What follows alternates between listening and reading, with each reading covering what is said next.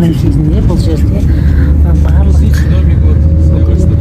лишний арналған, экскурсияға арналған. В 1952 году Кавказа привезли земляков, взрывали дорогу, пролаживали.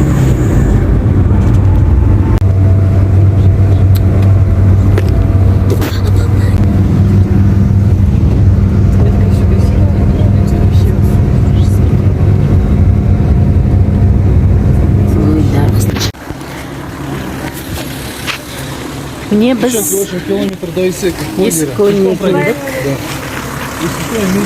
Қазір 1 километрде Есік-Көліне шейін жаяу жүріп барамыз. Керемет ауа райы. Жан-жағымыздың. Вот это Тяньшанская ель. Қайсы? Вот он. Мынау Тянь-Шань. Тяньшанские березы, смотрите, девчонки. Вот он, взрослая. Вот он, ствол другой, красновато-шершавый. А вот и наша домашняя береза. А листва не отличается.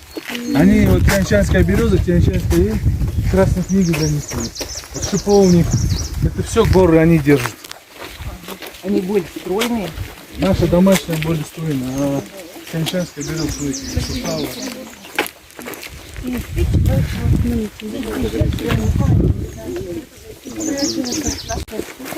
35, даже 40 не будет. Киргизстан за этими горами. 30 километров? 35. Китай в эту сторону. Здесь Чолпан-Ата, Исык-Куль. Город Чолпан-Ата расположен. Чолпан-Ата, Кыргызстан.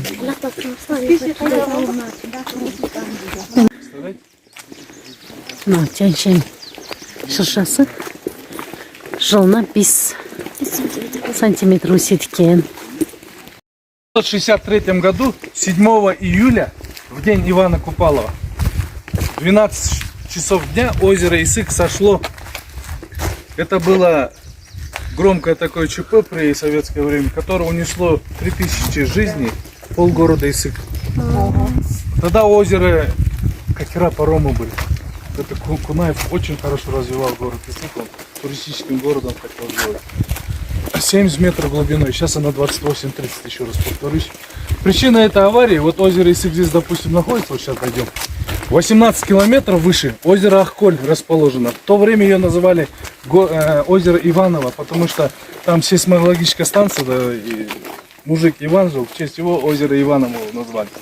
Рухнул ледник, вот эта выплеснутая волна за считанные минуты пришла на озеро Исык. Одним махом смыло плотину 3000 отдыхающих, полгорода Исык. Это самое громкое ЧП было в советское время, которое не афишировали. Даже если вот просто в YouTube зайдите. Да, я вчера прочитала, как раз думаю, что это такое вот завелись мужчины, такой вот история.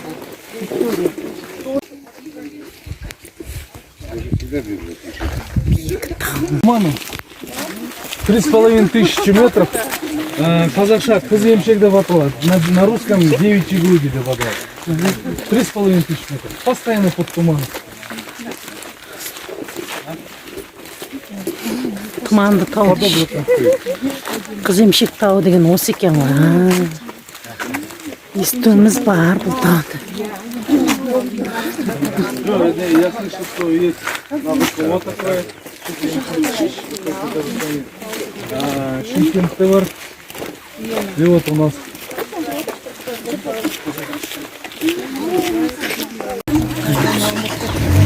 Тұманды Қыземшек тауы. Ана аршалы шыршалы.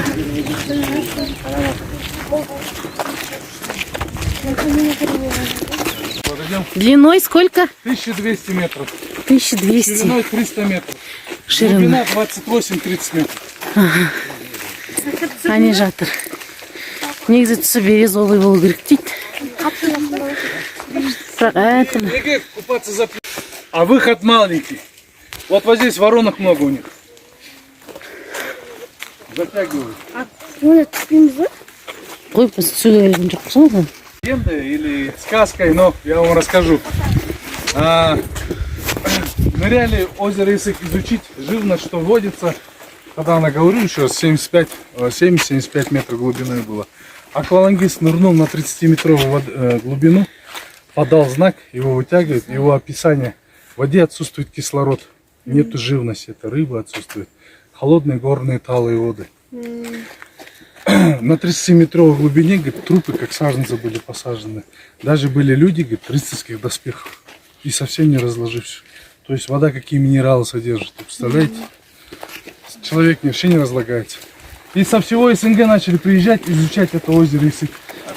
И бац, эта трагедия произошла, все исчезло. Даже у нас это, у исыкчанина анекдот есть. Мужчина утонул, как там, спасатель ныряет, вытаскивает, этот, нет, этот, нет. Анекдот отсюда вышел.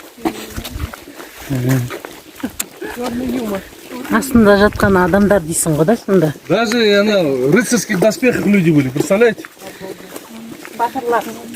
Ну, совсем недавно, это было года 2-3, мужчина утонул, через месяц нашли. И вот как там, судмедэксперт, да, у медика? 3-4 дня выявили, что это как бы, он совсем не разложился. Во, мастер.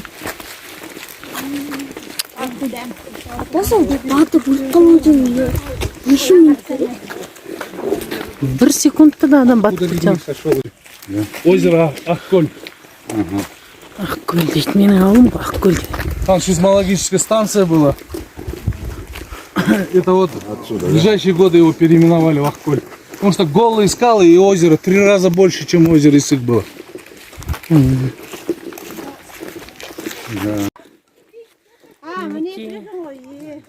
Таста Лениннің басы тіркен мына жерде.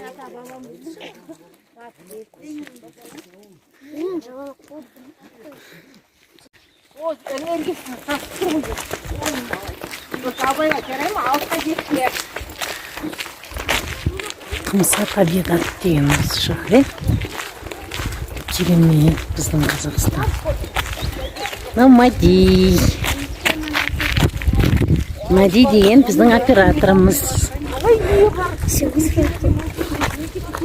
Ауа деген масқарай.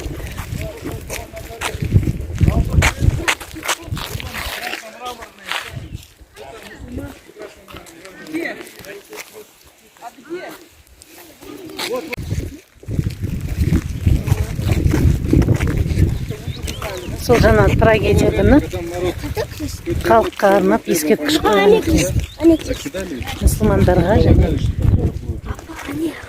Я көрдім. Почему предполагали, то есть они спасли, а простой народ остался, типа вот. Вот вода вот с этого ущелья пришла. Озеро Ахколь вот это ущелье 18 Они спасли, им было вообще благо было бы. Если в YouTube зайдите, палаточные лагеря. Вот где, смотрите, сюда посмотрите, вот где осыпь, вот такой уровень воды был. А если на тот берег посмотрите, взрослые ели, они темные, а молодые густорастущие светлолистья. И вот такой прочерк. Видите? Вот такой уровень воды был. Как все себе? Вот этот желтый. Вот как, блин, такой, не запоминаю. Адраспан? Не. Абдрасман у нас на каньонах растет. Міне гүл. Көл мінекей. Изумрудны, бирюзовый болу керек дейді негізі түсі. Бірақ өзгеріп Вот, кеткен. Қыздар, вот сейчас отсюда вот перилы, спуск отсюда. Налево идите, там березы в воде, камни, хорошие фотки. Хорошо? А право? Мынадай баспалдақпенен. Ей, мынаяқпен жүресің. Мынадай баспалдақпенен көлдің жағалауына түсіп келе жатырмыз қазір. Жалпы бұл көлдің құрамында оттегі жоқ дейді. Суды түскен адамдарды иірімдері тартып кетеді екен. Я көлсай сияқты екен негізі шынымен де.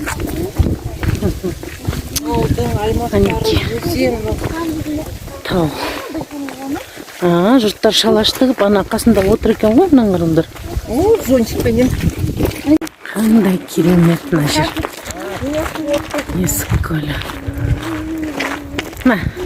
Мәди? Иә. Ал мінекей біздер қазір Есік көлінің қасына келіп тұрмыз. Бұл жерде 63 жылы үлкен трагедия болған екен. Осы Есік көліне мынау таудың ар жағындағы Ақкөл деген көлден келіп су құйылып бүкіл қаланы, жағада демалып жатқан туристерді, мектеп интернатын барлығын алып кеткен екен. Сол трагедиядан кейін бұл жерді негізінде курортты зона қылғысы келген екен. Бірақ сондай табиғаттың тылсым күштерінің әсерінен ол ойларынан айнып қалған сияқты. Әлде мүмкін әртүрлі жағдайлар болуы мүмкін. Бұл көлге ешкім суға түсе алмайды. Себебі суда оттегі жоқ. Бұның астына водолаз түскен кезде бұл көлдің астында ешқандай да тіршілік белгі жоқ екен. Бұнда балықтар да болмайды екен. Ал судың астында көптеген адамдардың, жануарлардың мүрделері жатыр екен. Және бір қызығы, осыған түсіп кеткен адам денесі бұзылмай сақталады екен. Себебі ода оттегінің болмауының әсерінен дейді. Мінекей сонда бір ғана дәлелі, мінекей көлде оттегінің жоқтығының, мынау көлдің дәл ортасына өскен ағаш қатты қурап қалған екен. Сәлем достар. Мінекей біздер қазір Есік көлінің жағасында тұрмыз. Бұл бір керемет көл. Сіз сондай жас. Анау тауға көл деген көл бар көрінеді. Сол көл кейде асу бермей ағып бөсекқа келіп құйылатын көрінеді. Мына көлдің құрамында ешқандай оттегі жоқ. Сондықтан да бұл жерде бұның ішінде ешқандай балық та, ешқандай тіршілік жоқ екен. Бұның астында талай адамдардың денелері жатырған көрінеді. Сол күйі бұзылмастан. Тіпті сонау батырлардың да денесі жатқан көрінеді дейді. Бұда оттегі болмағандықтан неке мына ағаштар сондай қурап қалған ішінде тұрмыз. Тереңдігі 29-30 метр. 28. Ені 300 метр дейді. Сантиметр ма? 28 метр 300 метр.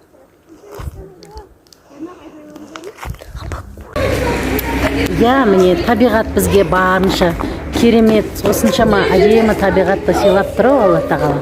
Бірақ біздің адамдардың тарапынан жасалатын жұмыстар жасалмай жатыр. Міне қараңыздаршы, мынау аялдама. Мына қараңыздар. Ішінде есек жүр, мына аялдаманың ішінде. Мынау егер мысалы туристерді тартуға мынау деген қандай керемет жер мынау. Ешқандай айналасында бір дүкен жоқ. Бір зат ала қояйын десең, әнекей тұр дүкен, шоп, магазин дегендері, бірақ олардың барлығы жабық. Ал енді әкім қаралардың құлағына алтын сырға, осы облыстың әкімі кім екен, немесе осы ауданның ба, сондай қандай керемет жерде бір адамдар бір дұрыс отырып демалатын еш нәрсе де жоқ. Жаңа көлдің жағасына барғанда да отыратын жер жоқ ешқандай. Өзің тауып, әйтеуір өзің тастың үстіне, ағаштың үстіне отырып сөйтіп демалып келдік. Біздің еліміз қашан осындай туристік бағдарламаларды қолға алар екен.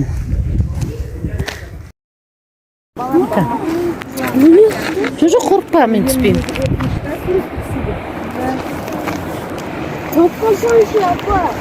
Құламайым, құрсын. Құламаймын. Ана сарқырап атыр ана қара. Әне біреуіне. Татыр.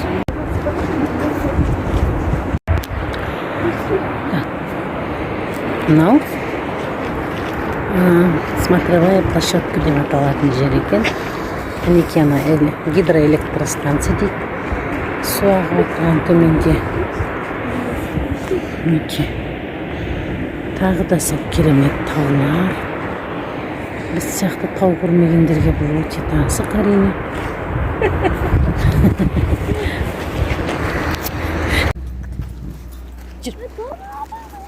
Жүр кеттік енді, жүр.